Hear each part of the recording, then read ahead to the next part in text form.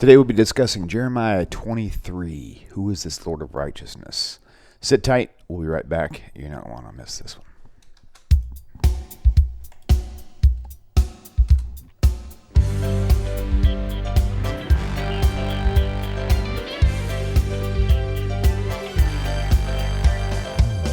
Welcome to Tanakh Talk.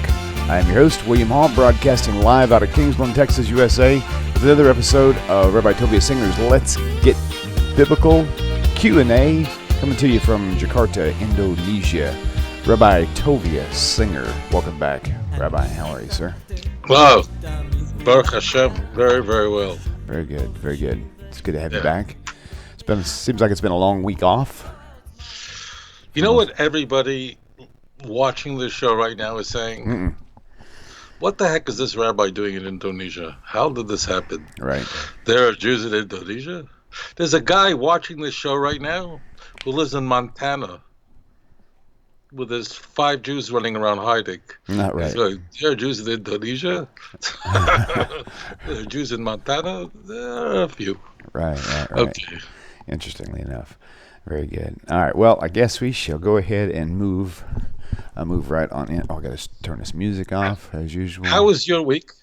My week has been really good, very productive, very busy. I've spent a lot of time working in the studio, refining some areas and just trying to make sure things are staying at the top of the game. And it's been a very productive week for sure. Everybody is finally getting past all this flu business that's been going on. So, Baruch Hashem for sure. Very, very cool. Awesome. Well, I just want to say hello to all the viewers out there. Thank you for tuning in. Be sure to subscribe to the YouTube channel and turn on notifications. When you call in, be sure to be prepared to be on hold for a little while. We take the calls one at a time, and when you call in, I set that call on hold until Rabbi finishes his topic. So if you hang up, you're most likely going to lose your place in line. So whatever you do when that time comes, don't actually hang up, because we want to make sure we get your questions. And if you call in, by the way, and you do go to voicemail, leave a nice message with your question on it, and we'll review it, and maybe it can actually come on to another show. So, but anyway, so you guys sit tight and.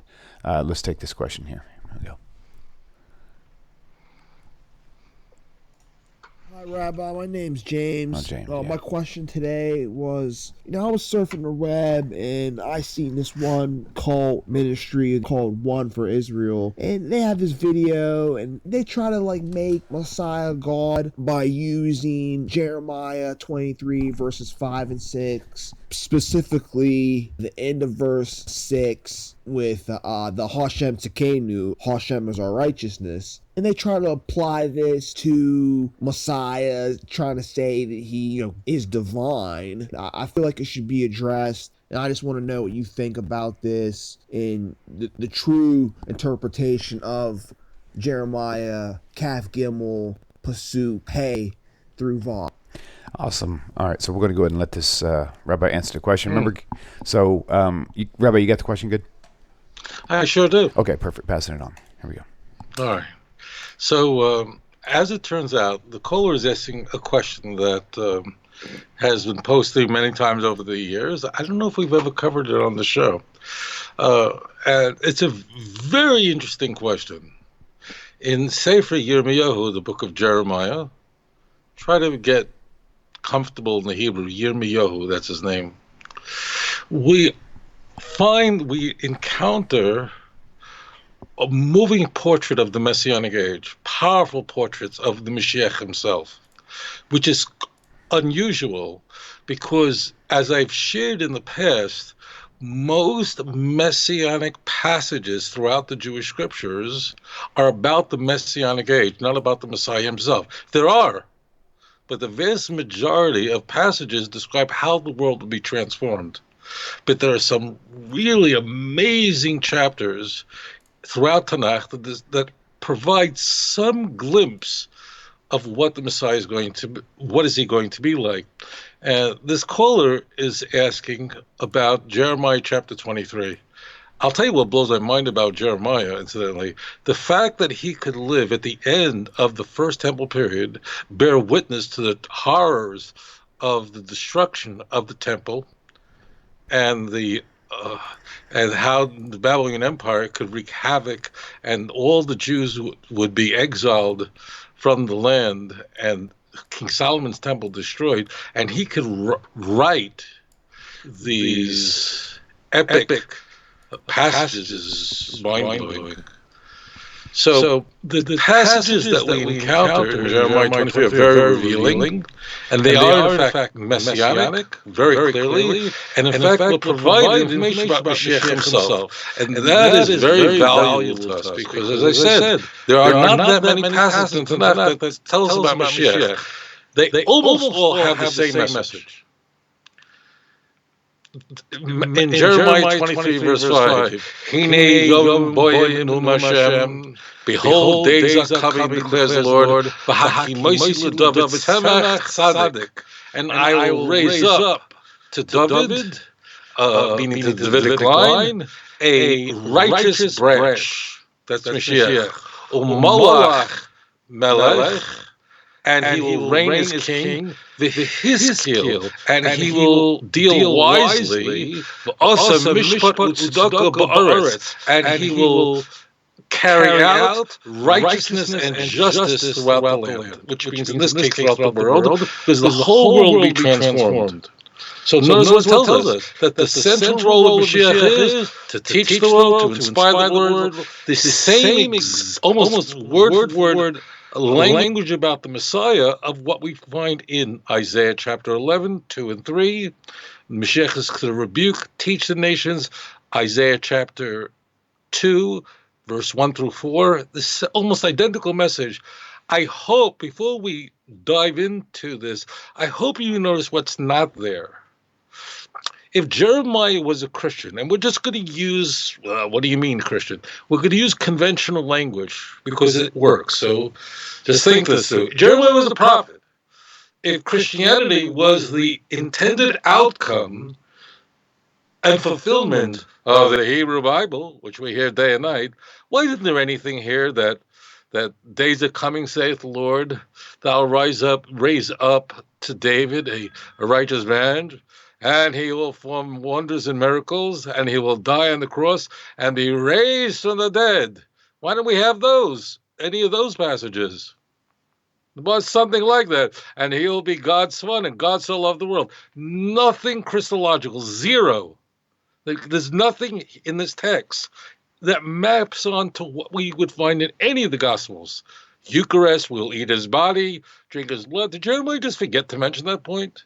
I mean, that would be a game changer. All right, enough with that. I don't want to go far afield here, but if I ignore that, I think I would. I think you would say, "What the heck didn't you point that out?" So we're going to do that. There's no text like this. This is like where's the Eucharist? And I'll raise up a branch to David, and you will eat his body and drink his blood. And this is given for you. Why don't we have the Eucharist found in 1 Corinthians? Why don't we have the Eucharist that we find in Luke 22? Why don't we find the Eucharist we find in all the Gospels? And he will be your Passover. There's nothing like this. I mean, this is why Jews don't go to church. Okay, we're not blind, nothing like this, nothing remotely resembling this. Okay, enough. Okay, so we are clearly talking about the Messianic age, the future Messianic age, and we are talking about the Messiah, so that's our context. Let's now move to the passage in question. And that's Jeremiah 23, verse 6, the very next verse. The very next verse says, let me just have it in front of me here. There it is. B'yamov, in his days, Tivosha Yehuda v'Yisrael Yishkan Levetach.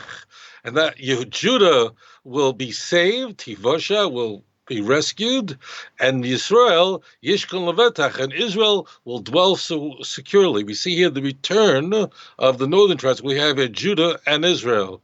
And this is a very big comfort to Klal Yisrael, to the Bnei Yisrael. Why? Because the Israel was sent away far away during the Assyrian Empire, long before Jeremiah was born. But here is the key, here is the rub. here's the second part of Jeremiah 23, verse 6. V'zeh shemai asher yikrohu. Yikro. And this is the name which he will be called. And you want to hear the name? Hashem Tzidkenu, the Lord our righteousness. Again, Hashem Tzidkenu, the Lord our righteousness. And the words there are literally the Lord, meaning God, Yud Kei Vav Kei, the ineffable name of God. That's the name that the Messiah will be known by. So here we seem to have an explicit proof that the Mashiach is going to be God. It literally says in the text that he will, this is the name of which he will be called, the Lord our righteousness. I think that many people who've not gone through Jeremiah might find this very, very striking. As it turns out,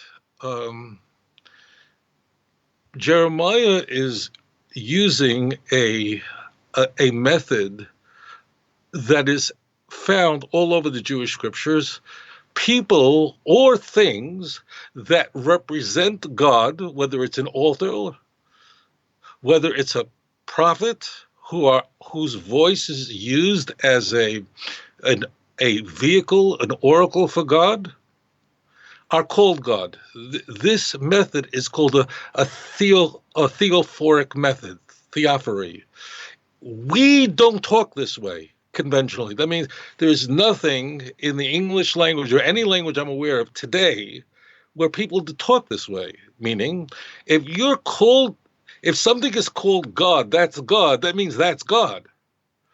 No one would ever say that somebody or something is called God, like we find in Genesis, Jacob calls an altar God, like in Exodus chapter 21, 22, where we are introduced to judges. These are judges of Klal Yisrael who are judging according to the word of Hashem. They're literally called God. This theophoric method, no one talks this way today. And therefore, because there is an enormous gap between what is conventional today and what is conventional Tanakh, people can be very fooled by this approach. Someone who studies Jeremiah would know immediately what's going on here. In fact, if we go just 10 chapters later, we find another passage, literally, that means let's go from Jeremiah 23 to Jeremiah 33. We are told there about Yerushalayim, Jerusalem. Yerushalayim is not just a holy place, but in fact, all of Eretz Yisrael is called Yerushalayim. The land of Israel is almost never called the land of Israel in Messianic passages. It's all Jerusalem. And here's a passage which is almost identical. Jeremiah 23, verse 16. Jeremiah 23, verse 16, 10 chapters later. 33. Jeremiah 33, verse 16. Right. I'll read it to you. And you had both side by side, you'd see it's almost identical. Bayom Mahem Tivoshe Yehuda, Judah will be saved.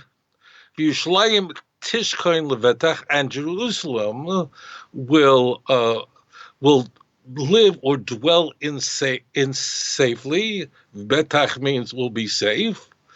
V'zeh asher Yikro lo, and this is the name by which she will be called Hashem Tzidkenu.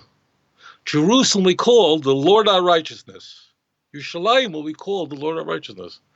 Does that mean that the city of Jerusalem is God? That when Mashiach comes, people are going to bow down to Jerusalem and say, you created me? Does this mean that this eternal city that was founded by King David, but already Avram Avinu brought his son for an offering there long before, 1,000 years before David HaMelech? Are we saying that we're going to worship Yerushalayim as God? So here we encounter another explicit usage of this theophoric method. And that is that because Yerushalayim is going to reflect the glory of Hashem, therefore it's called God.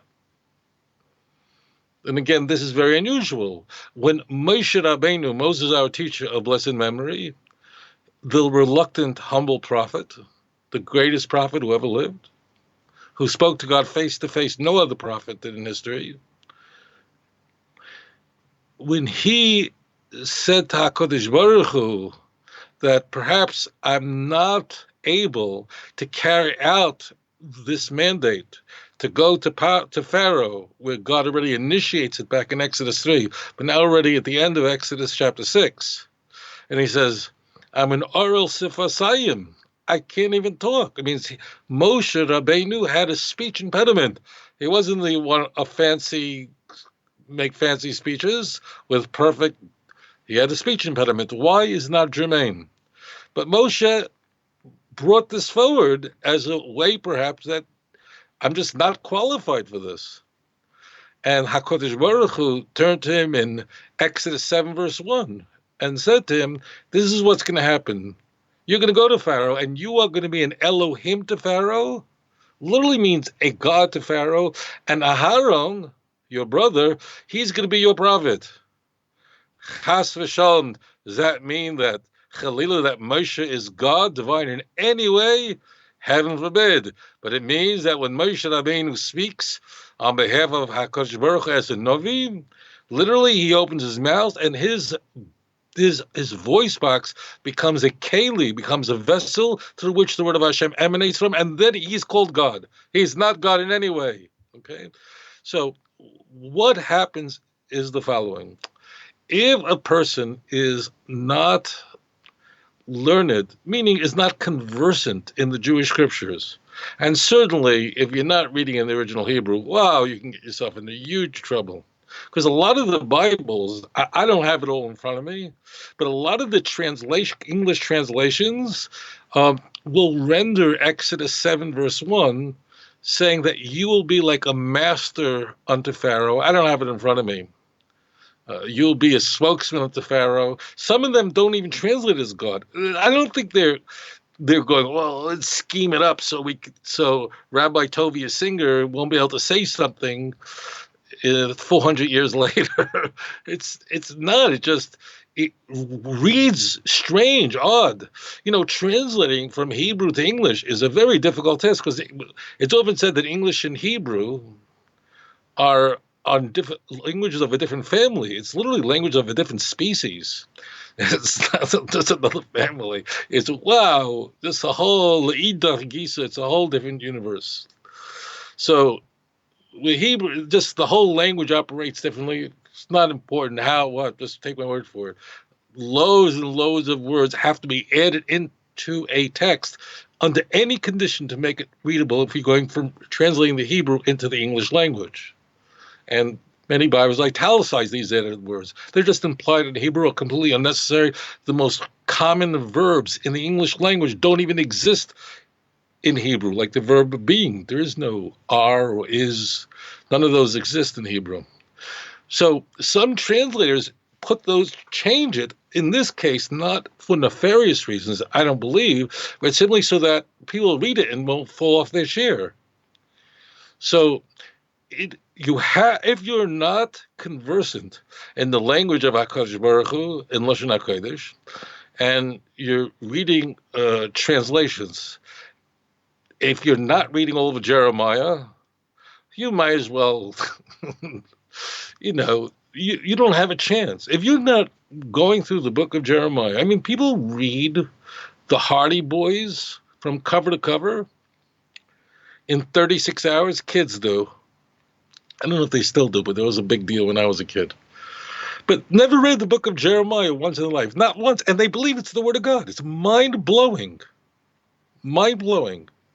People read novels, cover to cover, going through Harry Potter, a bunch of nonsense. I mean, I'm sure it's very interesting. I never read it, but it's a bunch of fiction.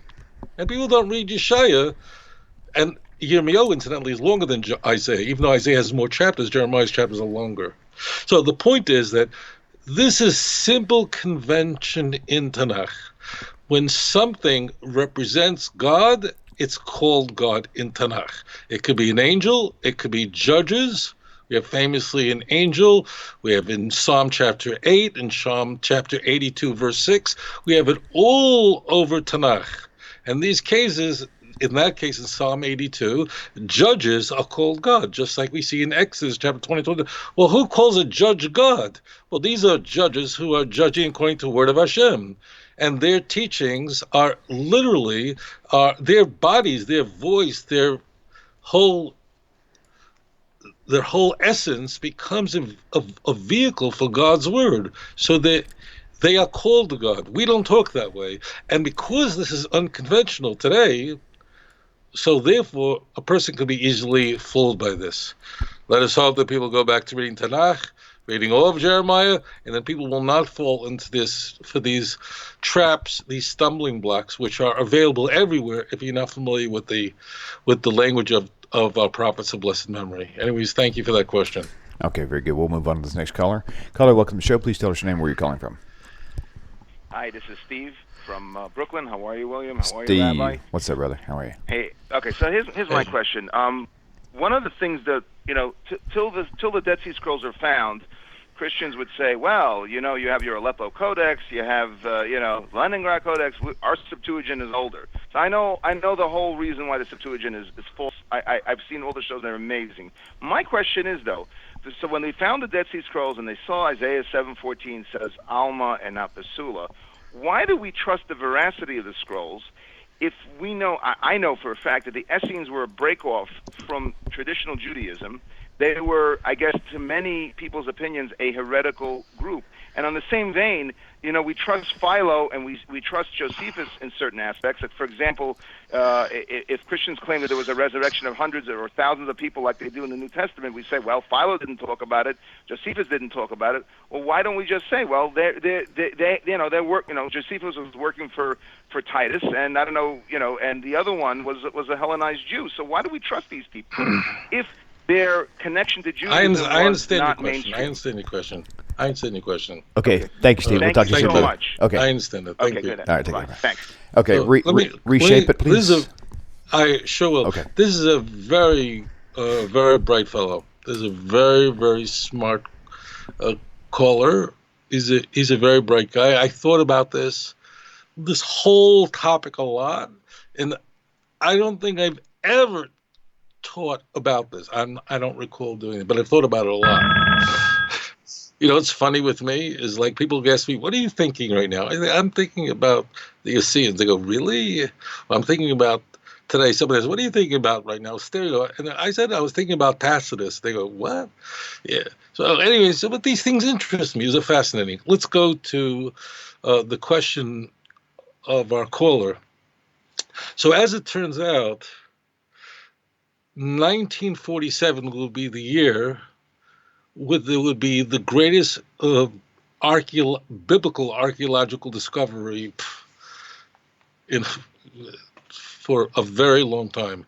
And that's a Bedouin boy named Muhammad Adib in the Dead Sea area, in the area of Qumran. He throws a stone into a cave, and he hears a shatter, and that will turn out to be Cave 1, containing whole scrolls, including the great Isaiah scroll, which is on display at the Ezriel Museum. You can go see it there. And it's every single Dead Sea Scroll that's obviously discovered is published online. There's no one, unless no one said anything about it, but it would be worth so much money, it's inconceivable. Everything that's ever been found is published online. You could see it online. Subsequent to 1947, there are other caves where far more was discovered, like Cave 4, and quite a bit of destruction. The key point is that the documents found in Qumran, the majority of it is biblical documents. There are other documents in it as well, the letters of the group that live there. As it turns out, they don't identify themselves. Nowhere in any scroll is it say, we are the Essenes. In fact, we're not even sure exactly what that name Essenes means. There are theories on this, but believe me, there are about 5 top theories out there of what that name means. But we do know about the Essenes. We know about this group. Josephus tells us Josephus is our most important historian of the first century. And Josephus informs us that among the Jews, there were 6, we're just going to use our language. We'll call them denominations because that's what we think of today. So there were 6 Jewish groups. The most important and the prominent were the Pharisees. We don't use the term Pharisee today normally. I mean, that's unconventional. It's an anachronism, but it only exists in sort of scholarly talk. But that's Orthodox Judaism, Orthodox Jews. There was the Tzedukim. These were Sadducees. They denied the oral Torah and the resurrection of the dead. Another one was the Essenes. The Essenes were a monastic group that separated themselves from the rest of Klal Yisrael somewhere during the Maccabean period, meaning going back, let's say, 160 whatever BCE. It could have been even earlier than that, because they felt that Jerusalem was corrupt and they disagreed with his leadership. And we have many of their documents talking about, like the halakhic document and so on. Incidentally, every one of these sort of documents has multiple names, but they never say that they're Essenes. However, Josephus tells us about the group. Now, we have other sources for the Essenes. We have, very prominently, we have Philo of Alexandria. He was not an Orthodox Jew. He was a Hellenistic, means a Jew who had a Greek orientation. So he was also not Orthodox. We're going to use Orthodox because that's the language you understand. Okay, so Philo would be like a professor, because he was a very smart guy and wrote well, but it was Greek. It was all so he's a professor teaching at Yale, teaching Old Testament. So he's using Wellhausen, higher criticism. That means, now he wasn't using that, but I'm trying to just use examples of our time that you'd find a Jewish professor at some second university who knows Hebrew, gets a PhD somewhere in Old Testament, but his beliefs and what he or she teaches is completely against what it says in Tanakh. Okay, got that? So Philo was such a person. He was born in 11 BC and died in the 50s. We don't know exactly when. He tells us about the Essenes. We have a very important figure, Roman figure, and that's Pliny the Elder, who died in the volcano eruption in Pompeii. He actually went to record it, and he went by boat, and he got killed in the process. So he have him. Now they tell us they have different views of these things, but what they all have in common is this was a group that really separated themselves. There is a question of whether they intermingled at all over the land of Israel, or they were just in this Qumran area in the Dead Sea. But this is not germane. Here's what is critical. The Assyrians collected a library. That's what they had, and that's what Qumran is. Qumran does not just contain that which the Assyrians put this stamp of approval on. Qumran was a library that was collected documents and Tanakh, and also not Tanakh, only Tanakh, but they have all kinds of texts where the author would take passages from the 10 Commandments in Exodus 20 and in Deuteronomy 5, and they're slightly different, and actually intermingle them together. We have such documents like that. And they collected this, and we found this in Qumran. Now, you're saying, how can we trust the Essenes? Because the key about the Essenes is it's pretty clear they were not Orthodox. That means they had beliefs about their own group, about a leader that would come, that can give us some sense of how some Jews lived on the edges of society. But it is important to know that the Essenes certainly revered Tanakh. There's no question about it. And they loved the book of Isaiah. It means we have a lot of Isaiah. a lot of Daniel. They love Daniel. They love the Book of Psalms. Certain just books that we have so many copies of. So therefore, because they are not Orthodox, some think that they were a celibate group for certain reasons. Some think they weren't. There are a lot of disagreements about it. As I said, the documents do not say we are the Essenes. It's just the description of the Essenes, which we find in historical documents, seems to match this group. So therefore, that's why scholars have put this together. And I think it makes a lot of sense that they are.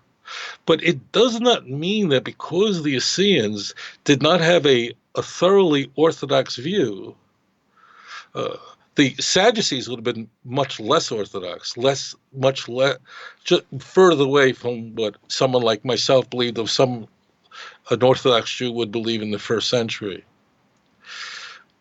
So therefore, because they would number one, revered Tanakh, which they did, therefore we didn't have to worry that they were going to change Tanakh. That would be inconceivable. Another point should be made about the Septuagint and stuff. The church was not unanimous on the Septuagint. They were church fathers who got a lot of other church fathers very angry, pointing that the Septuagint was completely unreliable. And we had to go to the Hebrew, because they knew that the Septuagint was not from those rabbis 256 BCE that was in their hands then, and it was rerun and edited over and over and over again. In fact, in the preface to the King James Version, I'm going back now to the early 17th century, the translators in the preface discuss this extensively. And Jerome, who initially set out, he's a church father who lived in the 4th and 5th century, he initially set out to translate the Septuagint into the Latin language, translate from Greek to Latin, which would have been very easy. Jerome was a very brilliant man. As it turns out, he said, I want to investigate this. And he investigated and he discovered what everybody, all scholars know today, and that is the Septuagint is not reliable. It was re-edited, and it was re-edited many times. And the King James translators point this out in the preface. Why were people, I'm paraphrasing, but they pointed out why did they keep redoing it again is because it was so problematic. And he said, we have to go back to the Hebrew. Jerome moves to Eretz Yisrael. He lives in Eretz Yisrael. In fact, he dies in Beis Lechem, I think in 420. And he's studying Hebrew with the Jews in Eretz Yisrael. And he obviously knows Hebrew fluently, and he then translates the Hebrew into the Latin and is the primary translator of what's the Vulgate. Incidentally, when he put forth the Vulgate, believe me, he got a lot of trouble. They were screaming all over him. Augustine, who was his contemporary, another church father, what a great luminary this was, a great gift to the Jewish people.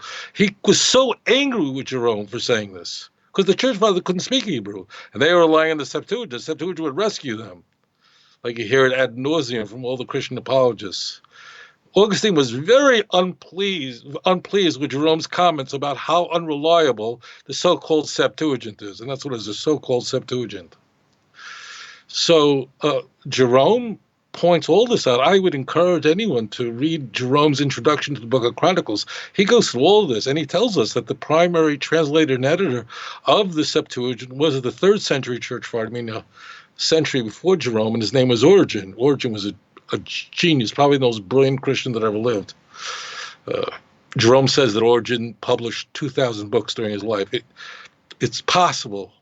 It's possible. Not much of it survives, but we know about the Hexapla, which was a polyglot translation, multiple language and columns of Tanakh, and with the Hebrew, with all different Greek Septuagints, because there were many, and across the board. It didn't survive, but we have extensive writings about it. So, as it turns out, we certainly could say that Jerome was disinterested in this issue. He wasn't trying to support Judaism. Jerome, although studied with Jews and rabbis in Eretz Yisrael, he said a lot of things about Jews that would get you thrown out of any university in the United States that I could think of. But in his time, it's like when Shakespeare was in England, there was people just didn't speak about the Jews in the most positive terms. There were just no Jews in England during Shakespeare's lifetime, so it was just conventional to speak disparagingly about Jews. So, getting back to it, Josephus was a traitor. It's good that we don't know where his grave is, because if it was known where he was buried, the Jews would have definitely dug it up and thrown his bones all over the place. I'm not going into Josephus' life and why he was considered a traitor. It's not germane. But as it turns out that in those areas, let's take Josephus for a moment, who I mentioned we have massive works from during the first century. So Josephus was employed by the Roman Empire, by Vespasian, Yamach Shmai, the emperor who destroyed the Second Temple. Okay? So, when Josephus, for example, tells us about the Essenes, he has no interest in that. So, what he says about the Essenes is very important to us. Let's take Masada for a moment. So, a timeline. Qumran was destroyed. This area was destroyed, overrun by the Romans in 68. The war begins in 66 between the Jews and the Romans. Remember, it's that last half a week of Daniel 9. So the war begins in 66 and essentially ends in 70. So you have a war going on for 3.5 years. In 68, Qumran falls, in 70, Jerusalem falls. But there is a group of some 1,000 Jews who are already escaped to a fortress built by Herod long before. In fact, it goes back before, but Herod really built it up. And they used an unused fortress, a palace of a fortress on top of a mountain that's mind-blowing. And these were, we'll call them zealots. And these were Jews who absolutely refused to surrender to Rome. They'd rather die than surrender. And they just were on the mountain there, and the Romans couldn't penetrate until finally in 73 they did, and you can watch the movie. Our knowledge of Masada is Josephus in writing and the archaeology. Those are our two primary sources about anything we know about what went on in Masada is Josephus and the archaeology. That's it. Okay. Now, as it turns out, those things that Josephus tells us, that he would have no reason to try to pacify the Romans. It had nothing to do with Roman propaganda. He was it wouldn't have gotten him into trouble for saying those things we could assume are correct, are accurate, unless proven otherwise. Although, maybe Masada is not the best example because it's doubtful that Josephus obviously was ever up there. But certainly a lot of the information is very, very valuable. But, for example, Josephus tells us that the Jews in Masada ran out of food, and they went to Ein Gedi, the oasis reserve, which is, it's funny, by car, it's 20 minutes. I mean, it's very, very close, okay? But it's a desert, so it's not a pleasant walk. But they went there, and they killed hundreds of Jews at Ein Gedi and stole their food and brought it back to Masada. That story is almost certainly Roman propaganda, because those Jews would have never gone and killed other Jews for their food. We know Josephus was a liar in that case because that was the Roman propaganda. Now, how do we know that can't be true? Because we also know that when the Romans were building a ramp to finally penetrate Masada, they built the ramp going all the way to the top of the mountain. Imagine that. So as it turned out, when they built the ramp, as they were building the ramp, the Jews on the top of the mountain saw them and took huge stones, the size of larger than a bowling ball, massive. We have many of them that they didn't manage to throw yet. And would throw them down and kill those people who were building the ramp. And how did the Romans get around this problem? They took Jewish slaves and they had the Jewish slaves build the ramp. And then the Jews on top of the mountain refused to kill their own brethren. See? Now, if they were willing to kill fellow Jews who are not part of the, in this case, they're slaves, that means they were forced into this, they wouldn't kill and lose their lives not to take blood of another Jew. What are they doing? So good. This was to make them look horrible, to make them look terrible. So you can't say that we can't trust Josephus when, of course, anything that would portray the empire in any negative light Josephus couldn't possibly utter something like that. And Josephus was a sellout, and the whole thing was a disaster from beginning to end. This is not a history course. So the answer is that we first will know about Tanakh. We know about these texts. It's not like we found what was in Qumran and then, give a look. We know about the text. We not only have the Leningrad Codex, that's the oldest complete Hebrew text, Masoretic text, which dates back to 1008, and we have the Aleppo Codex, which is not complete, the vast majority of it, that dates already back to 900, but we have other texts all over the place quoting these texts. We have stuff quoting all over. This is not like, Jews, I can't believe it. So this was I think any argument in the medieval period that Alma was not the word that was originally there was basically an amateur argument, and I don't see that raised very often. And as it turns out, at that time, this wasn't a big burning issue. I mean, it's scripture and so on. I don't want to go far forward. So the Essenes were not Orthodox, but we certainly could say that they cherished Tanakh as a holy book and it guided them. They were misled and misguided in their eschatology and what they expected and how they approached a serious problem, of course. But we can't say that they didn't cherish Tanakh. Of course they did. And we have so many copies over a long period. What we have at Qumran dates back only the 3rd century BCE to the 1st century BCE. Anyway, it's a very interesting question, and thank you for sharing that with us. I appreciate that. Awesome. Okay, so we're going to move on to the next caller. Caller, welcome to the show. Please tell us your name, where you're calling from. Hi, this is Scott. I'm calling from Texas. Scott, what's up, my brother? How are you?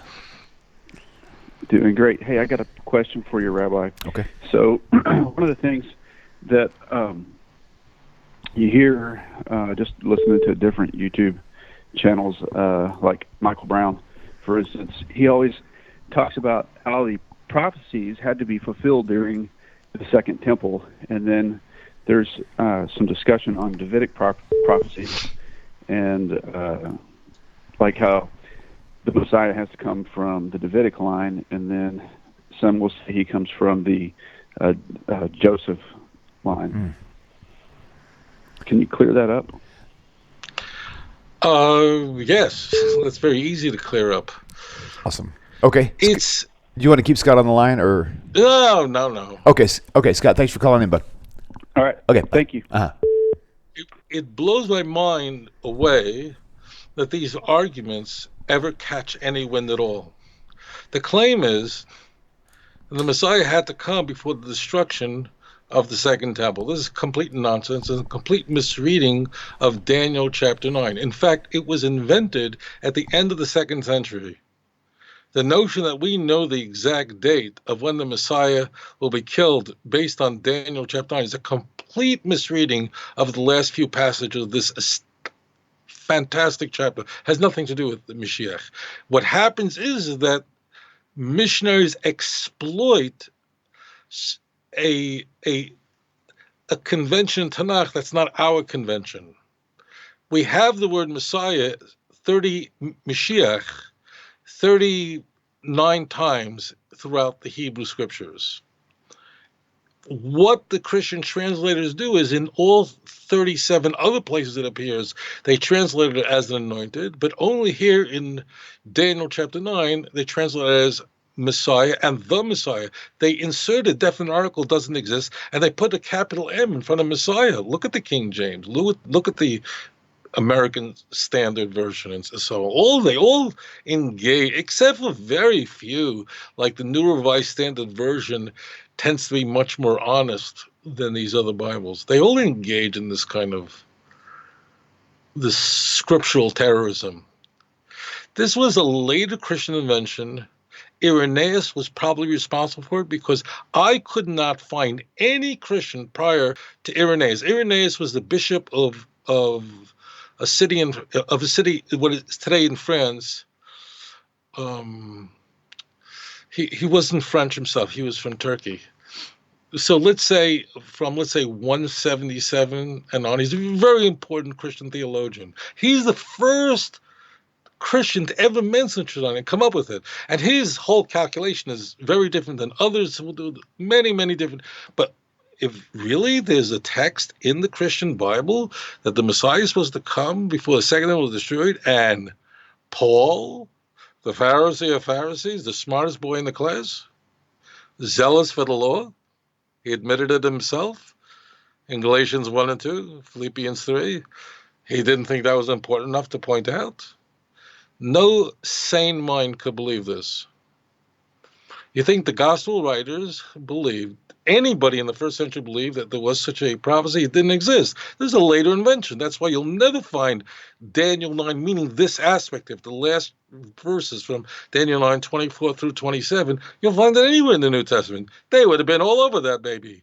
I mean, they caught all kinds of crazy stuff this they would have been on top of. The answer is it's all nonsense. In fact, one of the things Mashiach is supposed to do is to rebuild a destroyed temple. That means we are told in the last three passages of Ezekiel chapter 37, 28, 27, and 26 about the final temple. The last 9 chapters of Ezekiel are devoted essentially of a description of exactly what the Messianic temple looked like and everything about it. And the Mashiach is all over the place. All from top to bottom, all over the place. That means one of the things that's going to happen in the Messianic age is the temple will be built, which means that the Messiah cannot come until the temple would have been destroyed. Because if one of the essential features of the Messianic age is that there will be establishment of a temple with, we have the dimensions, everything laid out at the end of Ezekiel. Well, if he was supposed to come while the temple's standing, why is it building a new temple for? Totally, the dimensions of it, nothing to do with Herod's temple, with the second temple. So it's the opposite. But this missionary approach exploits people's lack of knowledge, inserting definite articles that aren't there, translating a word. I might as well just explain this point. In Tanakh, those who had a leadership position are called a Mashiach. Oil was poured on the head literally or figuratively. Priests, those who were anointed, descendants of Aaron, were called a Mashiach. You'll find the word Messiah, anointed, more frequently, therefore, in the book of Leviticus than any other book in the Jewish scriptures. But there, everywhere, it's translated as anointed, so no one knows to look for it. In Habakkuk 3:13, all over the place, they translate anointed. But Pinklech in Daniel 9, verse 25 and 26, Pinklech there, they translate Messiah, they spitz it up to a capital M. There's no such thing as a capital letter in the Hebrew language. They insert a definite article which isn't in the text. So they may, what am I going to tell you? What am I going to tell you? Well, right. It's a crime scene. You have to call the police, the FBI in, and come in with the dusting and fingerprints and find out who's responsible for this and throw in prison. What I did is a forensic examination of the history of this. I did this years ago, where I examined the church, the patristic writings, the writings of the apostolic fathers. Clement of Rome thought, no, not important enough. His letters to Corinth, the Didache. These are very, very old books. The Clement of Rome's writings date from about 97. That's first century. It may be older than the so-called pastoral epistles of Paul. It might be. I mean, it's a strange thing, but as it turns out, the pastoral epistles of Paul, which very few people, aside from the fundamentalist Christian world, believe that is actually written by Paul. Marcion surely didn't, because he didn't include it in his canon. They very possibly were written later than this is the apostolic fathers. The author Didache didn't point this out. This is all nonsense. This is all ridiculous. Justin, a second century church father. He lived in the first half of the second century. He was a very bright fellow. He's a real philosopher. He was a real intellect, a real thinker. He engaged in polemics with Jews. In fact, of all of his writings, one of them that survived is his dialogue with Trypho, the Jew. Now, whether that person really existed or he created, that's scholars argue, but it doesn't make a difference. This dialogue with Trypho, this is very important. It's so important, is Jerome's account of a debate that he had with a knowledgeable Jew. And of course, Jerome wrote it. And of course, he apparently did very nicely in this debate. That's not what's important. But Jerome is setting out to convince, in defense of his religion. Jerome was an apologist. He sets out to convince Trypho that the truth of the Christian religion. And Jerome just didn't think that was important enough. Could any sober mind believe such drivel? This is all nonsense. But if you take a kid from Hebrew school that has almost no Jewish education at all, doesn't know the difference between a matzah and a mezuzah, wouldn't know a Bible if it fell on it over the head. So of course they don't know this and they'll fall for this stuff, for this nonsense. Of course they will. I mean, nothing even works. And incidentally, if the temple is supposed to be destroyed once Jesus came, because Jesus is the fulfillment of the temple, everything, why did God wait another 40 years? Why wasn't it destroyed in 30? There was no longer any need for sacrifice of the blood of bulls and goats, Hebrews 10. I am making this up. A lot of former Christians watching me and a lot of Christians watching me, and they call me out in a second if I'm making this up. I ain't. It's all there. So this is a later invention where people went back to text and discovered passages that if altered enough, changed enough, counterfeited enough, could bruise a text that appears to be Christological. And the Jews are going, I can't believe this. And then they turn to us and say, you have scales over your eyes and you have veil over your eyes. I'm going, you've lost your mind. Jews really, we listen to evangelical Christians and who are, by and large, very good people, upright people. I mean, really nice folks. And then they say this. Now, they're quoting Paul from 2 Corinthians 3 and 4. Jews don't know. They go, what are you talking about? We didn't say you've been blinded. We didn't accuse you of either dishonesty or some miraculous thing that you just can't see the truth. We just will explain to you logically why you come to the wrong conclusion. We know why you came to that conclusion. Here's new information. Please consider it. So this is all silly. There's no prophecy the Messiah says is coming before the temple was destroyed. It's quite the contrary. One of the things that would happen with the coming of the Messiah is the building of the temple. Why would they be building a new temple if there already wasn't standing? The Messiah has to come after the temple was destroyed. In fact, when the temple was destroyed, our tradition is that that's when the Messiah was born. It doesn't mean literally born. It means from the moment the temple was destroyed, at that point, the potential of Mashiach to come was at any moment. And in every generation that he doesn't come, we don't blame the Babylonians and we don't blame the Romans. We blame ourselves, because the temple was destroyed in that generation. So this is all nonsense. But again, if someone is not familiar with Daniel chapter 9, verse 1 through 23, whoa, you know how much trouble they're in? You might as well just close your eyes, just jump in the water. You don't have a chance. You're going to show up to a gunfight with a spitball. I mean, you're not thoroughly unprepared for this kind of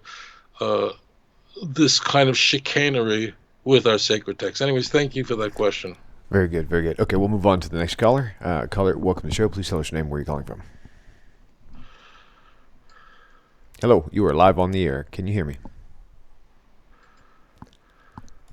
All right, well, there was someone else actually trying to get in, but they hung up too.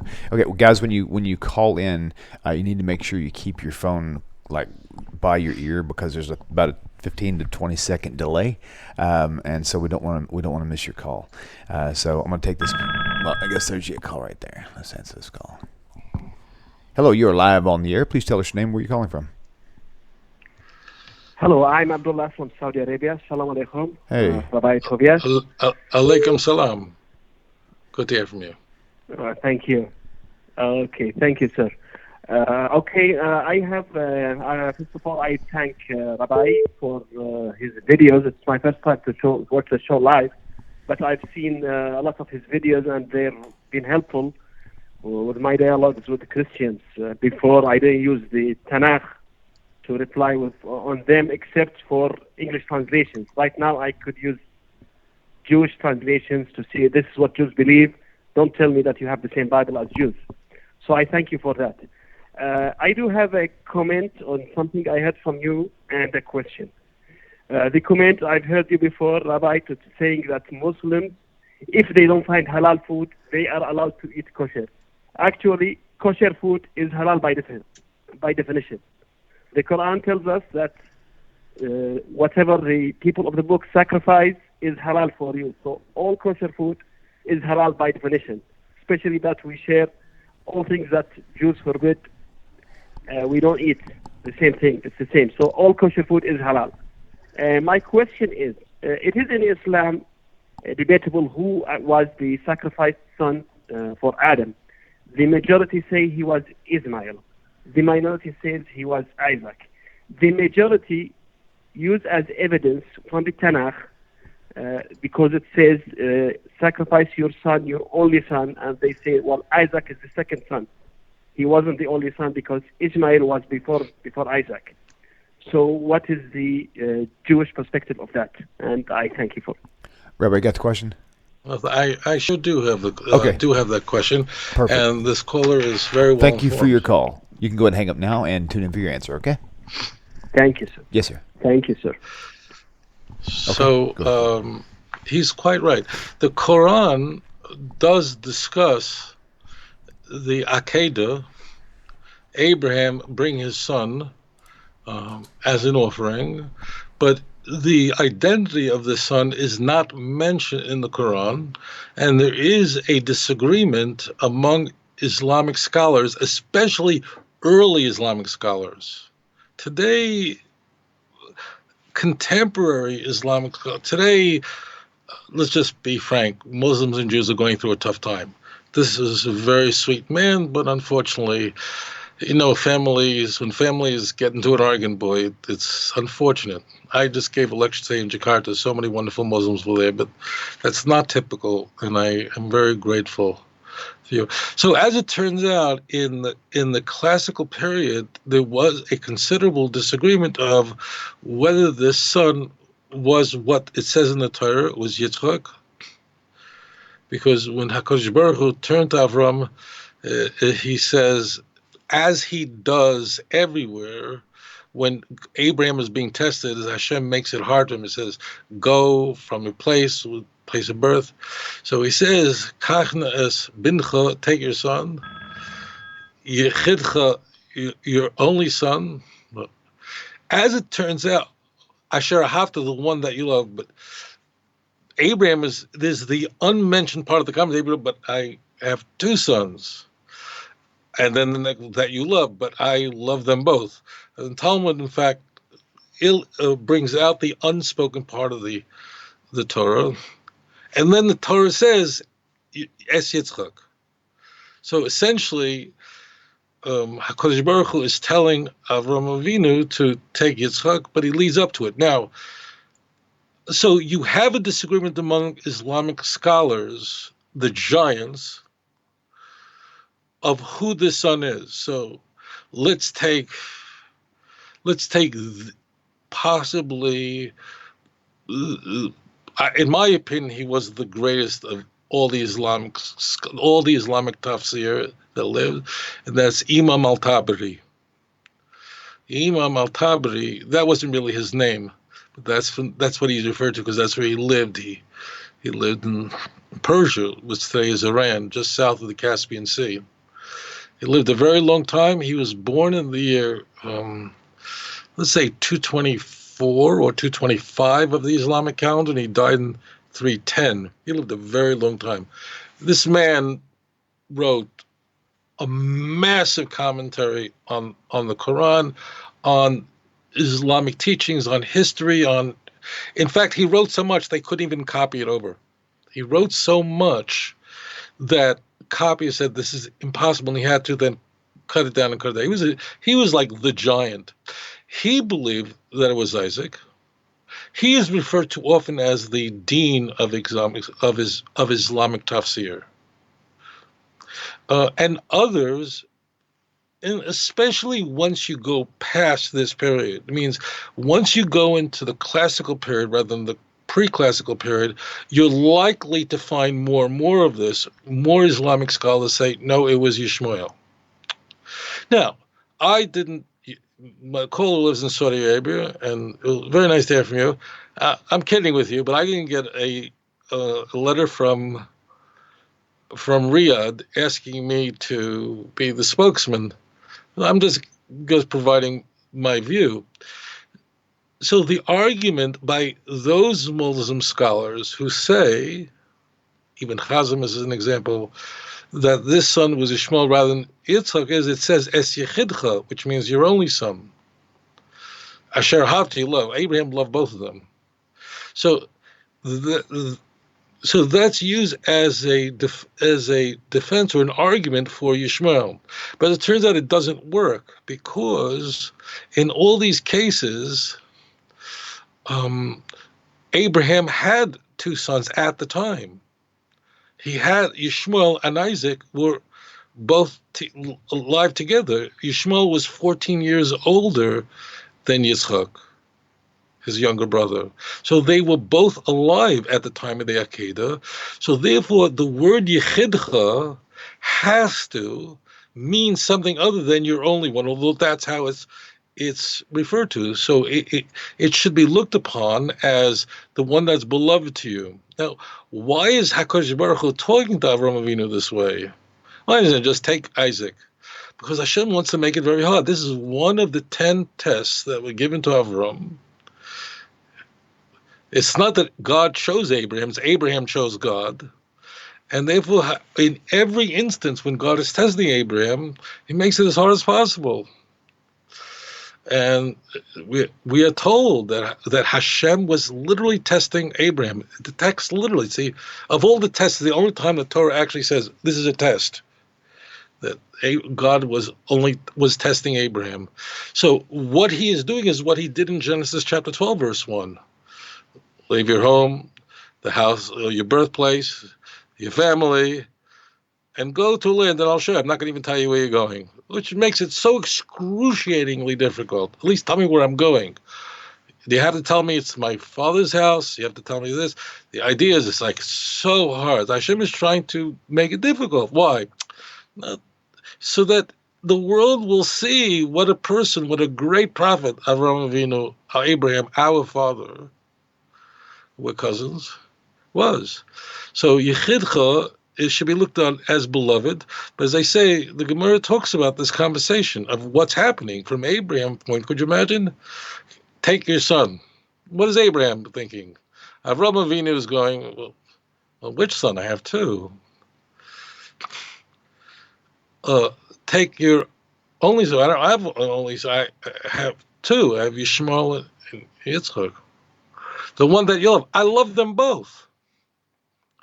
Es Yitzchak, take Yitzchak.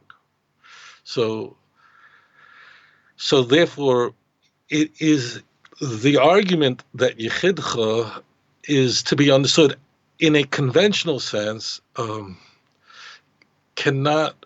is indefensible because they were both alive. So that means if it would apply to Yishmael, Yishmael wasn't the only son either.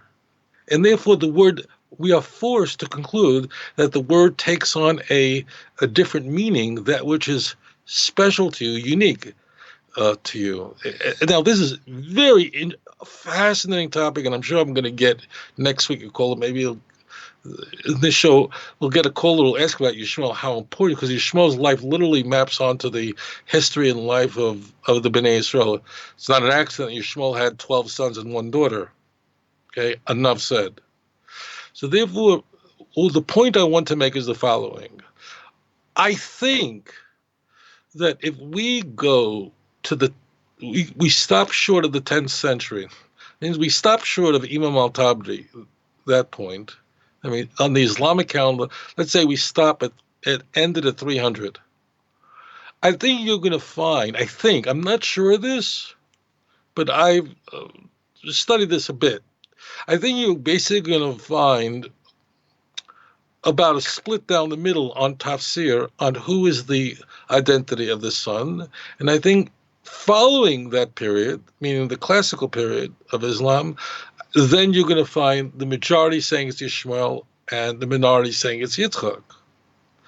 So, and I should say to the other listeners, my Muslim listeners know this very well, that Muslims regard these scholars as absolute giants.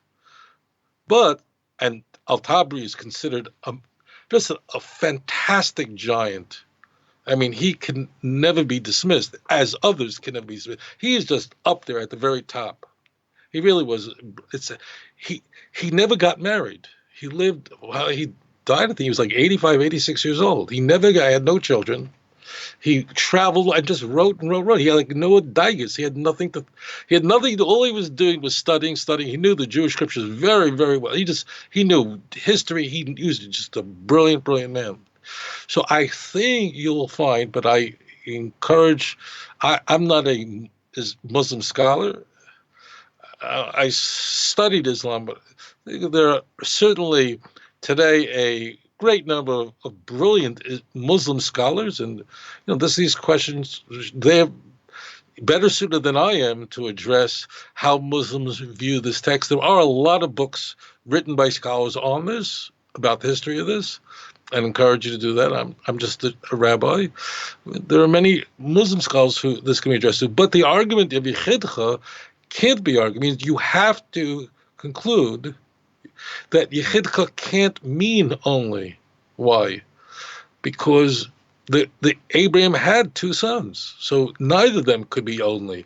That term, therefore, that modifier has to be reassigned to the one that's cherished to you, rather than your only son, or the one alone.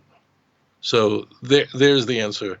And alaikum salam, and thank you very much for your question. It's a fascinating topic, and I'm very honored that you watch the show. So thank you very much for calling in. Awesome. We're going to move on to this next question. This is from Linwood Young. This was forwarded to me from one of my YouTube moderators, Andre Lomberg. Question: would you please ask Tovia, why is a bullock, which represents a sin offering, offered on Passover instead of a lamb in the Messianic age?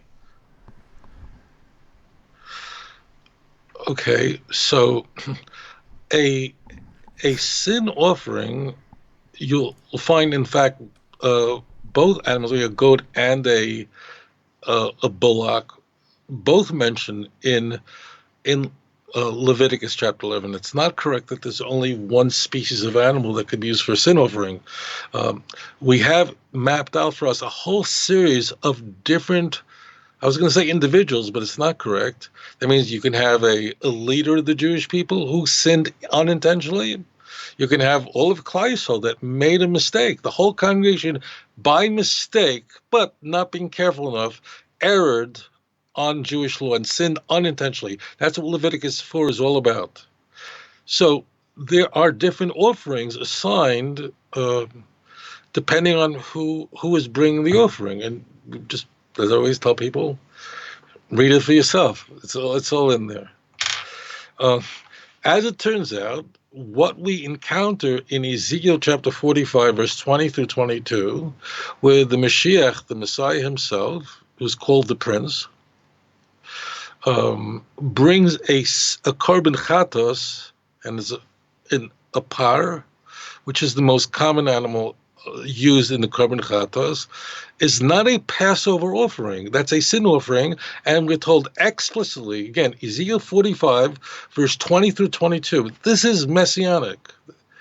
He's bringing the sin offering for sin that is unintentional through ignorance.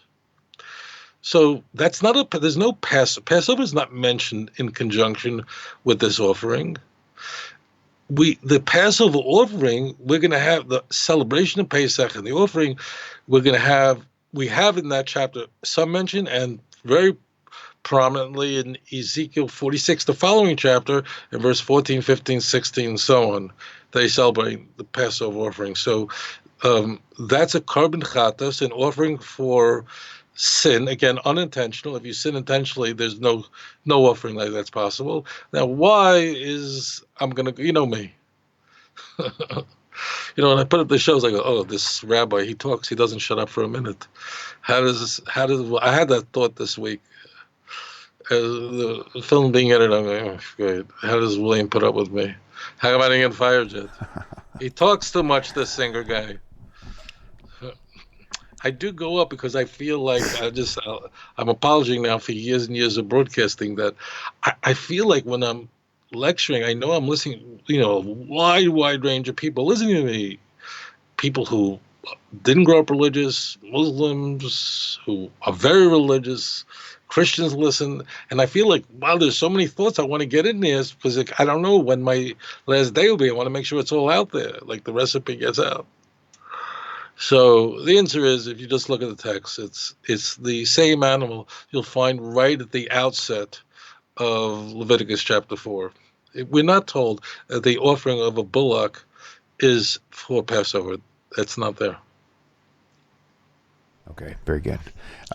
Okay, we're going to take this next caller. Caller, welcome to the show. Please tell us your name and where you're calling from. Yeah, hi, good morning. This is Jared calling. Hey, Jared, welcome back, brother. I hope everybody. Jared. How you doing today? I hope everybody's doing great. You're such a New Yorker, Jared. Yeah, actually, it's funny. My dad was from Israel, but he grew up in Borough Park, so that's you sound like a Puerto Rican. I'm kidding. I'm joking. I'm just joking. Well, you sound like your name isn't Jerry. You sound like your name is Tony. I'm from Coney Island. All right, go ahead. And just for context purposes here, for many of the new viewers out there, Jared and rabbis have talked many, many times. So, all right. Yes, I really listen. I appreciate you guys. I'm so happy I found you guys, and here I am. I dialogue with a lot of Christians. I had a very good friend of mine who recently came in town.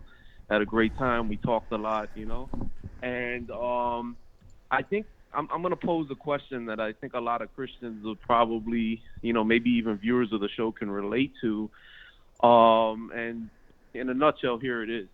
I think a lot of Christians maybe that start to dig a little deeper and they start to look into Judaism. They are often probably confused, but also dismayed that they see within Orthodox Judaism various interpretations, and they start to learn a little bit about Talmud and everything, and they're probably confused, but they see different rabbis saying different things, which maybe seem to contradict each other. So then they would raise the argument that if the greatest sages in Judaism, the greatest minds in classical Judaism, sometimes are in opposition with each other, is it possible that man who is prone to making mistakes in understanding and interpretation, maybe the Jews, and again, this is probably something you're familiar with and have dealt with before, possibly missed out on maybe the greatest, one of the greatest facets of the religion, the whole Messianic promise. And, there's that argument made from silence, like the Hebrew Bible doesn't talk about a second coming, but is it possible that there is something that Jesus did, and the fact that the Bible has reached the ends of the earth, so they bring up these things that seem to somehow connect in our day and age with things that may be promises of a Messianic age. And I think that that's where a lot of them stand. So if the rabbi could maybe kind of unpack that a little bit, go into I it, would and love maybe to. I would explain love why. to, Jared. Jared, that's actually I a hope really I've been clear enough. It was a little Yeah. bit general, but I think Yeah. you know where I'm coming from. Jared. I come from That's Coney actually Island, McDonald Avenue. I'm kidding. hey. It's nice to hear New York. That's a great question. I've actually heard that same argument on numerous occasions, using the same exact context. It says, well, there's so many arguments within the oral law and within all these debates between these two, so maybe they didn't even get the whole Jesus thing themselves. So this is going to be a great topic. We should have made this we should have made this like a major heading Yeah, we topic should for a have. show. Jared, why don't So- you open your Listen, mouth? I'm taking Suddenly credit come for on. this. All right, Jared. We'll talk to you soon, brother. Thanks, man. All right. A All lot right. of love, sweetheart. All right, Rabbi, go ahead.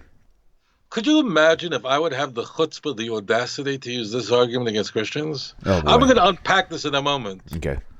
So, as it turns out, how many denominations of Jews are there? I don't know. We have Orthodox, and then we have the conservative movement that's a little more than a century old, and the Reform one's a little more than 2 centuries old. How many denominations do we have among Christians? Of course, Christians always got along perfectly. There's only one denomination, a universal church, and no Christian ever disagreed with another Christian on fundamental Christian doctrine. Of course, the Christians have displayed such insight and wisdom, such luminaries, because they never disagreed about any issues. Of course, there was all Christians got along. They never went to war for 30 years, from 1618 to 1648, where they murdered 8 million of each other. In the Holy Roman Empire. Oh, what a Holy Roman Empire. I miss it. The good old days of the Holy Roman Empire. I'm plotting. Of course, everybody during the good old days of mid-16th century Calvin days. It was a machaya as Calvin took a doctor, Michaelson, who was a leading physician, who's discovered pulmonary, literally he's the guy who describes how the lungs add oxygen to the blood and it pump through the heart. He's the guy he's a genius. And in the mid-16th century, because Calvin doesn't agree with Severtus's Christology, brought him in Geneva and had him burnt alive at the stake. No lethal injection. Of course, all Christians always agreed. We Jews are in such awe. What were we thinking? What were the Jews thinking? We disagree. Rabbi Tovia. Could you, I have to say, if you're just like a nice Christian for Omaha, please ignore this. Some Christians really have a lot of chutzpah. Chutzpah is this, to argue this is such gall. Is there a more variegated religion in the world than Christianity? When the Jews have a disagreement in the Talmud, the big complaint is that the arguing over hair-splitting arguments. Here's Talmudic hair-splitting arguments, because the arguments, if you look in the Talmud, the arguments over this, like, I remember going back when Menachem Begin and Anwar Sadat, the president of Egypt and prime minister of Israel, were in Washington together, and they were negotiating the Camp David Accords. I remember this very, very well. And they were complaining from every side that this Jew, Menachem, I didn't say that, but they were thinking that this Menachem, he was arguing over this and splitting over this, and I remember the journalists at the time using this term got thrown around, this Talmudic hair-splitting arguments. They're arguing over these little minutiae. Begin was fighting for every little thing. There were even things they fought about that they couldn't even solve. They said, "Well, just put it aside. We want to get this accord going." So, like Taba wasn't fully resolved till after. Anyway, so of course we Jews argue over the smallest things that no one would think of in a million years. We don't argue if there's one God and the nature of God. Of course, Christians never argued over such. I never heard such a thing. That Christians argue over things that Jews never even heard that there should be an argument. If a Jew would ever argue over the nature of God, they will throw him out on his head out of the synagogue. In 1 second, he would be out on his head. I mean, the chutzpah, I know this is not my most scholarly moment on air, but I think this is anyone who advances such an argument either is incredibly ignorant or just has Christians do have arguments, are raising questions that are very important questions that certainly have to be addressed. This is absolutely stupid. This is not sophomoric. This is completely stupid. And I don't mean that in a bad way. Are these jokes too? Okay. Okay. To chutzpah, I mean, the church... Oh, the church is fighting over the nature of Jesus. If Jesus is God, and to what extent is he God? Right. I mean, why do they have a council in Nicaea? To what? To eat pizza? To go to Turkey to eat shawarma? They were fighting over the very nature of Jesus. Was he begotten? Was he homoousia? Was he of the same substance as the Father or not? There were Christians who argued that Jesus was never God, wasn't even born of a virgin. Groups like the Ebionites, they were Christians argued that there were multiple gods, and the God of the Old Testament was a really bad God, and the God of the New Testament was a really good God, and he was Jesus. There were Christians who argued somewhere in between. There were Christians that argued a modalism, that Jesus and God were the same, and there wasn't even a distinction of persons. These were big, big issues. This is not some group in the middle of Utah like this in Salt Lake City. These were massive arguments that went all the way to Rome, to the Bishop of Rome. We have these arguments, not on the word of their interlocutors. This is all Christian sources. They sure ain't making this up. Incidentally, Paul, our good friend, the great luminary of the Jewish people, I know my Muslim friends are so happy with this Paul. What a disaster. Don't be anywhere near him on the day of judgment. Paul, our good friend, what would we have ever done without this luminary? Paul, all of his letters are basically a fight between him and fellow Christians over Christology. I mean, big things like, do you have to get circumcised to be a Christian or not? I'm going to use the word Christian because that's the term we use today.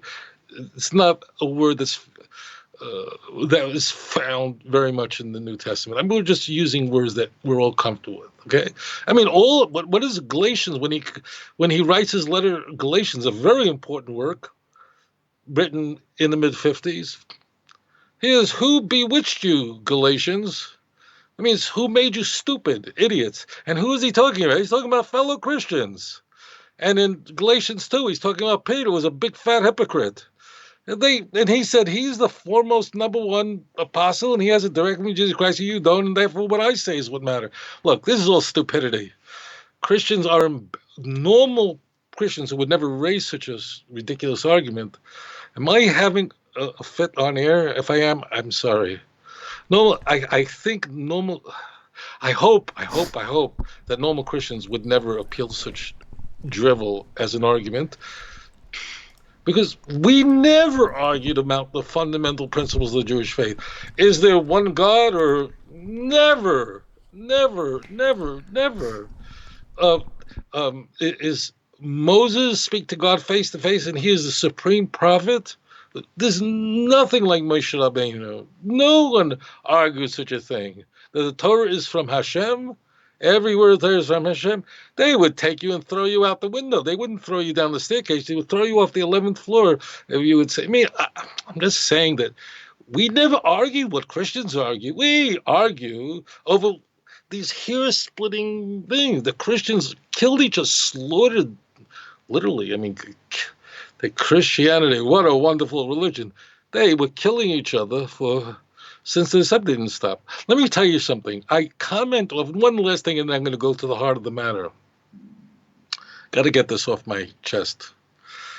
I have mentioned often about the nasty things the patristic father, the church fathers said about the Jews. They were all anti-Semites, some worse than others. All them right down the line. Ignatius up. They were all. Any one of them would have only be able to get membership in the Ku Klux Klan. But I will say this, that not in their defense, but just a modification. That is, they said even nastier things about each other. If you read what the church fathers wrote about each other, it was most of them, you're not even a Christian. And the worst curses in the world did church fathers. We never find such talk among the sages. We record any dissenting opinion, and our position is that although we go with one opinion, each opinion has important validity in that we can learn something monumental from it. And as I said, I want to now go to the point. Okay, so now I got it off my chest, and let's talk to the point. As it turns out, there are two big similar charges that are levied against the Talmud. Talmud is the largest body of literature from the ancient world. It's a massive tome of Jewish law, exegesis, Haggadah, events, interpretation, just massive. So our good friends have argued, largely the Christian world. Muslims have always had a great respect for the Talmud because there's so many traditions in the Talmud that are all over the Quran and Hadith. Anyway, so there's two big arguments against the Talmud, two serious charges. Number one, all these rabbis are all disagreeing with each other. Every page, believe me, up and down, they disagree with each other. And the thing is, they disagree over such minutiae, such hair-splitting arguments of this like this, and you go like this, like that. What I think what people don't grasp is that one point nullifies the other.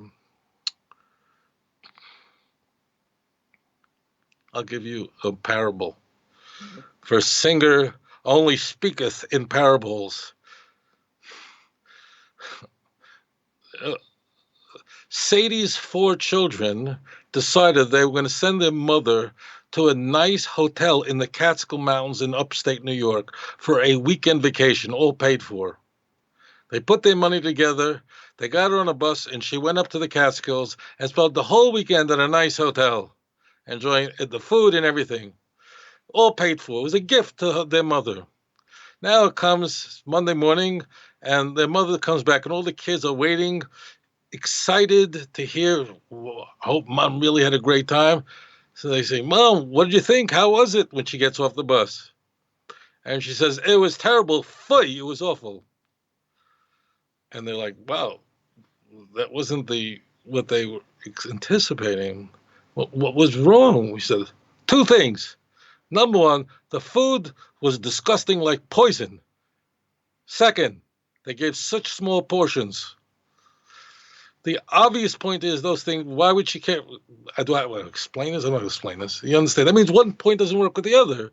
You would be happy, be dancing on the streets, they give you small portions of food that taste like rats. So the point is that we don't like the rabbis, and you can't trust them because, number one, they're arguing. And number two is they argue things that are so minor that who would ever think that you would argue over this tiny little point? That shows you whatever arguments they had with our enemies say this. Like Hashem makes their tongues stumble, curses their tongues. They say that we argue over nothing, a fight over the most minor things. But that means we're not arguing over the major points. All the major points everybody agrees on. It's only this minor minutia that we're arguing over. Why? Because emes is emes, and that's it. It has to be true. Let me ask you a question. How come there are sometimes an argument, and they can't even come to a resolution, and they say teku? Teku means that essentially an acronym for we're going to wait till Elijah comes and he'll settle it. So then they just can't settle an argument. They say, look, we're going to wait for Elijah to come, and then he'll. Now, let me ask you, why don't they just say, well, let's split the difference here? I'm sure we can come up with a compromise. The answer is we can't compromise because we're looking for truth. They will not compromise. So the fact that they are arguing over such minutiae demonstrates that they agree on every major issue, on all the fundamental creeds of Judaism, everything. No one says you don't have to give tzedakah, charity. No one says that there's no achas hayomim, that there's no end of days. It's everywhere. They're arguing over. I'll give you an example. You won't even believe me. In a tractate Kedushin, that is, let's say Kedushin is a tractate in the Talmud devoted to getting married. Okay, that's the act of marriage is called Kedushin, meaning sanctify. A man, the Torah says, takes for himself a wife, and the question is, how does that happen? Like, what? How does a man marry his wife? That means what is going on? Like, when do they become husband and wife? Like, what makes it happen? Is it because a guy in Albany, New York, with a big, long black robe signs a piece of paper? What does God care? So, as it turns out, that part of that process of Kedushin, it's the part called the erison, the betrothal, it's marriage, not engagement, is that the husband, the groom, has to give his bride something of value. He has to give her something that has value. Right? And that's where putting the ring on her finger comes from. You don't have to use a ring. He can just hand her money. He does not have to put a ring. The only thing is, it has to be empirically clear of what the value is to her, so she knows exactly what's happening. If she doesn't know what the value is, if, let's say, he would give her a diamond as the marriage ring, so no one, unless there's some expert on 47th Street, no one knows. They look at a diamond, they all look the same pretty much. No one could tell its intrinsic value. It could be a bad color. You have to be an expert and study for 45 years. So therefore, a piece of gold is typically used because gold has a clear international value. We don't even put inscriptions or any kind of craftsmanship into the wedding ring. So therefore, that cannot play a role into what its possible value. It's a simple, usually gold ring. Doesn't have to be gold, but gold has always been the standard monetary standard. It's very simple. And that's why today, wedding rings, the wedding ring is always generally, I think, I'm not the big world expert on wedding rings, but it's generally the simple gold ring. Okay? Now, there's no tradition of the woman giving her husband the ring, which they do. That's all modern and, the man having a wedding ring has no meaning in Jewish law. They do it today because it's common among the goyim and they're imitating them. I'm a rabbi, Jewish law. I'm not trained in nice dialogue. They wouldn't make me the spokesman for the Queen of England. So now I just finished telling you that in order for a man to marry a woman, that there should be a kedushin chal, that he should marry her, and that marriage should be, he has to give her something of value, and she has to receive it with knowledge, and she has to assess its value, has to be self-evidently apparent. Okay. We use a gold ring. It doesn't have to be gold, and it doesn't have to be a ring. But why is not germane? Okay. Well, the question, of course, is if I just finished telling you they can give her anything of value. The question here is, what's the question, my friends? What is the minimum value of this of what he gives her? That means how much does it have to be worth? Does it have to be worth virtually nothing? Does it have to have some value? Obviously it does. Well, what is the smallest value? And here there's a big, as they say, big fight. The rabbis can't get along. So Beis Hillel and Beis Shammai have a disagreement of what's the minimum value that we'll just call it that ring has to be. What's the minimum value of what he has to give her? So the argument essentially hinges, this is literally, I'm going to transpose it to American currency. And according to Beis Hillel, the minimum value has to be a penny. According to Beis Shammai, it has to be $1. This whole disagreement over the minimum value, and the value is $1 a penny. And let me tell you, my good friends, if you ever try to pull off a stunt of marrying a woman with either a penny or $1, you'll find out that the wedding will be off in 1 second. Okay, it doesn't even. Now, why they would argue is not germane to this point. The point is, there's a whole fight that's going on, dollar penny, that's going back. What does that tell us? That tells us their point of agreement. If that's the point which everything turns on, and believe me, you'd have studied this your whole life to understand the gems that are in this. We're not going to do that. I want to just deal with this on a very simple level. In order to get to that level of agreement, they have to both agree on that the Torah is the word of Hashem, who are the true prophet, everything of core Jewish tenets. They have to agree that a man has to give a woman something of value. It's not explicit. It just says that a man will take a woman. And the oral Torah is you can't take unless there is a transaction that goes on. They all agree on that. They all agree that he has to give her something of value. Nobody argues on that. They're going, absolutely, absolutely. Oh, yes, of course, the Torah is from God. Oh, yes, Moses is the supreme prophet. Oh, yes, it says a man should take a woman. And that is to be understood. What does it mean, take, like grab her by the head? It means to give her something. It means kesef, money.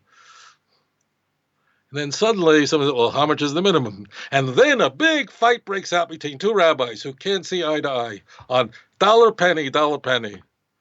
You know how ridiculous to say that the rabbi's going to get along? Do you understand how much they would have to agree on to get to that disagreement? How dare Christianity raise such a charge against the children of Israel?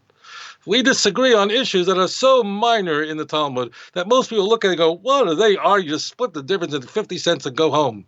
And we can't do it. Why? Because we're dealing with truth, God's truth. And you can't compromise on God's truth. Can't. You can't, because we're looking for truth. We're not looking for a compromise. We have to know what is the MS. What is the truth? So therefore, these two charges, these two indictments, serious indictments against our sacred literature, the Talmud, that the church loves to raise, unless they're going to borrow from the Talmud to defend Christianity. Then they love the Talmud. They're kissing the Talmud. They're going on honeymoons with the Talmud. So I would say to you that Christianity has some nerve, chutzpah, to say this. How come they can't get along? Why didn't they accept Joseph Smith? Joseph Smith came along in the early 19th century, and he said that he met a nice angel in upstate New York. Well, you guys can't get along, and he wound up dead at the end of the day. Oh, you Christians can't. I mean, this guy is saying that Joseph Smith has claimed that Jesus is those who members of the Church of the Latter-day Saints believe that Jesus is making his second coming on Interstate 70 in Jackson, Missouri. Not kidding. Well, we don't go near that. This is like a real chutzpah of Esav. It really is, because that's what Christianity is. It really is Edom. It really is Esav. To have the audacity, Jews argue, I'm talking about religious Jews, argue over such minutiae. The big complaint is why you're arguing with such things. Moreover, in contrast, the church argued over issues. I mean, the arguments over issues in the East and Western Church. Whoa. Amazing disagreements, huge. Should Mary be venerated and prayed to? We don't have anything remotely like that. Nothing like that. Is the Messiah God? And if he is, to what extent is he God? There's nothing remote. Nothing like that. The chutzpah it really is the chutzpah of the church. For those of listeners who I've lost, I apologize to our advertisers if I lost some listeners. But anyway, this is what I have to, what the kind of arguments that really set me sailing. We've never argued over issues of the nature of God. Never. None of these rabbis argued over, is there a written or oral Torah? They all just accept all of that. They accept. They argue with the slightest bit. And then they argue. We argue over minutiae. And then they say we argue too much. Well, which is it? One is size of the other. One undermines the other point. The answer is all stupidity and nonsense.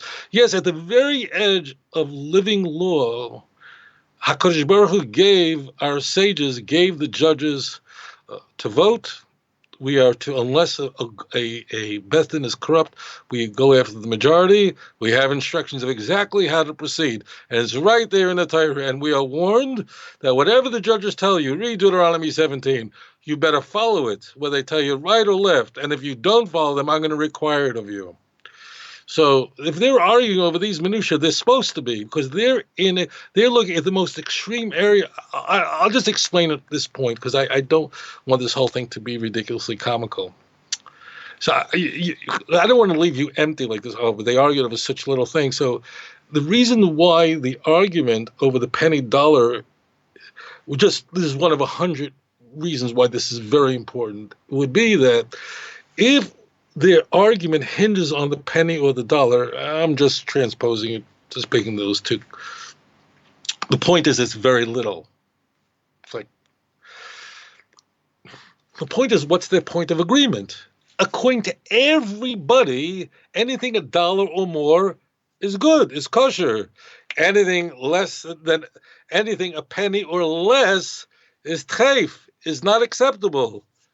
I mean, there's so many reasons. This is how laws work, and this is how even I'm not familiar with other countries, but the United States, how law is broken down of what is. So, I mean, that's when attorneys give in a memorandum of law, and then they're going, what is it compared to? So here's the precedents. Like, what's the precedent, and what does it compare to? So what we can say is that everybody agrees that $1 or more, mikudeshes, she is sanctified, she's married.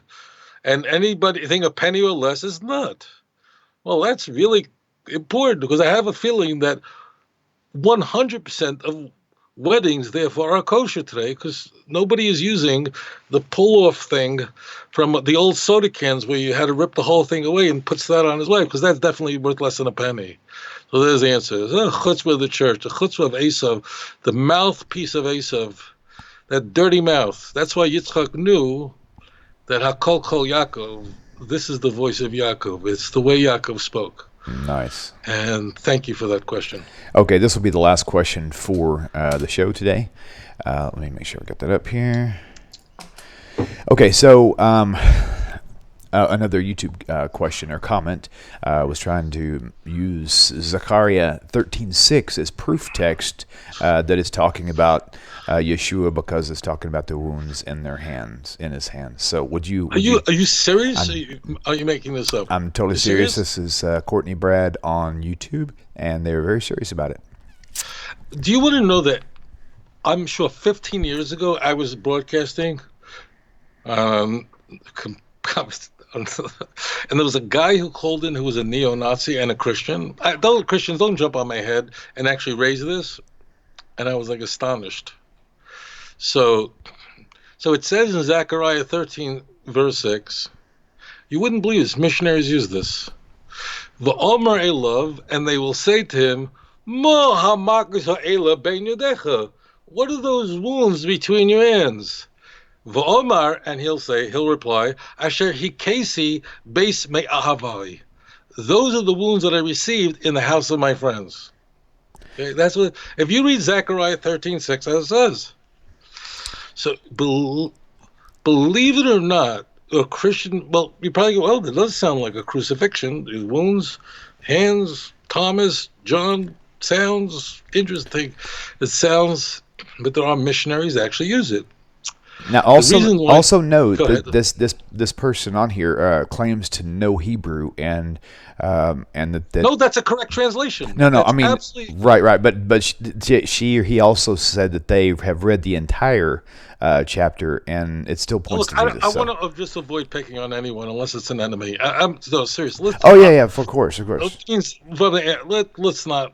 I'm already really addressing the scholarly level of this context. I know nothing personal against. I don't recall this. I don't want to know just what's the name and address. I'm just kidding. No, right. Yeah, I'm with you. What is, you have to read it in context. Okay. You know what Zechariah 13 is about?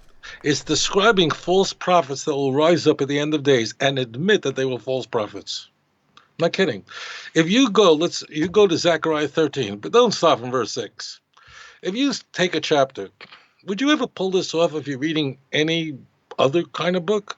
No one would ever do this. Take a book that's 14 chapters long and zoom all the way to the 13th chapter in the 6th verse. What chance do you have of knowing what's going on? This is why there's so many people in so much trouble. Zechariah 13 because it's of course messianic. That on that day there will be a fountain open for the house of David and for the inhabitants of Jerusalem to cleanse them of sin and uncleanliness. And that there he's going to cut off all the eyes of the land. That means there's going to be a complete purging of all the false teachers and false prophets. They'll be cut off the land. And in fact, it goes on in verse 3 and says, if the person continues, imagine the chutzpah that Mashiach is already here, we're in the Messianic age, and some nut job is still going around, and he's saying he's teaching false prophecies. There's a Joseph Smith guy running around. Could you imagine? So it will be so self-evident the man is wicked that even his own father and mother that begot him will thrust him through, will put him to death. You shall not live, for you speak falsely in the name of the Lord. So his own fame, normally you can have a guy who's accused of who knows what kind of crime, no matter what it is. The mother saying he's not guilty. There's 500 videos and 400 people saw it, and he did it in the middle of the Super Bowl in halftime in front of 10 billion people. And mother said, no, you got it. Don't rush to conclusions. I'm not speaking about any case in Chicago. People don't rush to conclusions. That's all nonsense.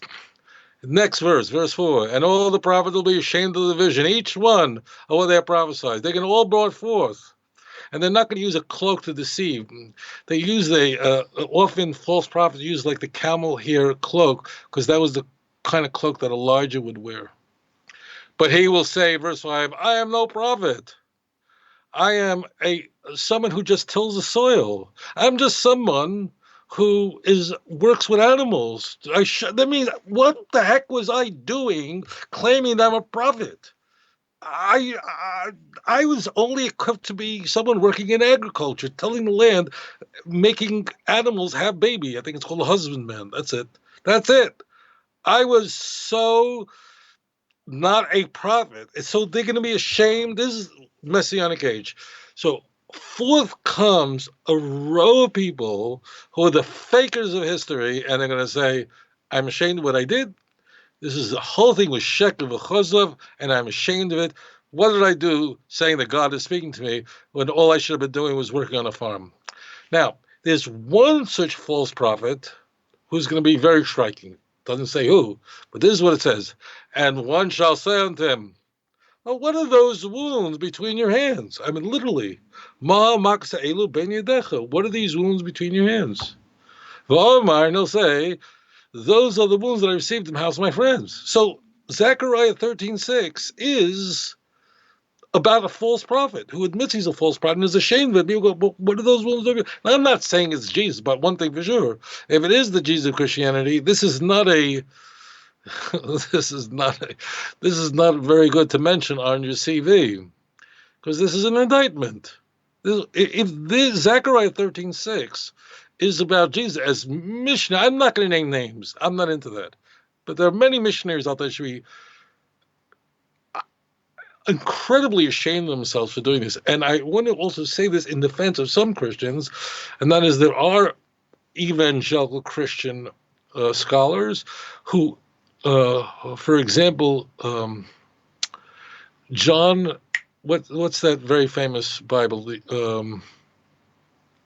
A real Geisha name, MacArthur, the MacArthur Bible. He says in his commentary on Zechariah 13:6, so he's an American Christian scholar. He warns in his commentary, I don't remember the exact words, he says, heaven forbid anyone should say this is speaking about Christ, because it's speaking about a false Messiah. So there are Christian commentators. I don't want to paint like all the Christians are. I'm talking about conservative evangelical Christians that in their commentaries going back say, this is terrible thing, because they knew that missionaries were using this thing. They were like, what are you doing using this? This is talking about a false prophet. If this is talking about Christ, they say, then that means that Christ is a false prophet. So I wouldn't say that not all Christian missionaries are drinking the Kool-Aid on this one. But this is, now I apologize. The person who raised this, maybe I use strong language. My apologies. Everything I'm saying is correct and true, but I just realized I may have hurt your feelings. I did. I'm really, really sorry. I express it because I hear this and I go, how could it be? So no one read this in context. And don't talk to me about Zechariah 13:7. In every Bible, it switches over to awake, O sword, against the shepherd. These are the false shepherds. It harkens back. And in every Bible, it shifts. So 13 verse 7 might as well be a different chapter. Okay, so what I'm saying is completely uncontroversial. And I would just say to the Christians out there, why don't you look it up, read it in context before you start quoting Isaiah 3. Why not start with the servant songs in Isaiah 41 and just move it through? And why not just check it out like the Bereans did? You know what I mean? Just like look at the text, look at the context, do that. I mean, I think it's important. I think you might find it edifying. I didn't say look me up or buy my books. I didn't say anything. Just look at the text, try to go back to the original Hebrew, and just ask yourself, I think, like, why all these Christian arguments, why are they not just not valid, but they are, each one of them, every one of them, are attached to absolute scandal, are scandalous. I mean, this is not like a guy in Las Vegas Strip who's some great magician who's doing a skill of magic, and people go, I wonder how he did that. And I'm pretty sure that wasn't real magic. This is like, you could see the guy just, pulling cards out of his sleeve. He's just like pulling it out. Like it's so self-evident that what is happening is criminal, has no validity. No reasonable person could read Zechariah 13, verse 1 through 6, and conclude anything else. Nothing. Why didn't someone check this out first? I encourage you to do that. And I would say that, unfortunately, I'll just say it, and if I get fired, I'll get fired. Unfortunately, Christians are largely not reading Tanakh through in context, but they're handed these fulfillment cards with verses completely ripped out of context, and then they're quoting it up and down without any critical thinking about it. I don't mean that personally, but this point has to be made. This is all you have to do is look it up for yourself, and I encourage you to do this with all the texts. I'm not saying believe everything, but at least check it out. I mean, the people in the book, we read in the original language, and if you want to believe Paul and believe 2 Corinthians 3 about us and 4 about us, then you can believe in any religion and the drivel that they say about the Jews. Then everything is possible. Look it up yourself. Be strong enough with courage. And whoever you are out there, I don't need to know your name, but I'm rooting for you. But thank you very much for your comments, and I appreciate this opportunity to respond to this very serious charge. Awesome. And you guys, if you haven't been there yet, outreachjudaism.org is where you can go to find his 2-volume book set. The CDs are not available, but they are the audio files are available online at the website. Just look up free audio at the top of the website. And so I don't believe the hardcovers are I think you're out of hardcovers, but there's still soft covers available. And so, but again, just toviasinger.tv is also another great resource. If you haven't been there yet, you'll want to check that out because it's really well laid out. I mean, it's just, I was going to put it up on screen, but I forgot to set the shot up. So, but toviasinger.tv, you're going to like it. If you want to send Rabbi an email, toviasinger1@aol.com. AOL.com. I didn't even know AOL was still around. Anyway, AOL.com. And if you want to send a question here, you can send it to tanaktalkquestions@gmail.com. And so we'll review the questions and see if we might be able to squeeze them in for a show. But meanwhile, thank you all for tuning in. We look forward to seeing you all same time, same place next week, Hashem willing. So you guys have a great week. Shavua Tov. And Rabbi, thank you. Have a great day. Take care, everybody. Always a pleasure. Thank you. Wonderful.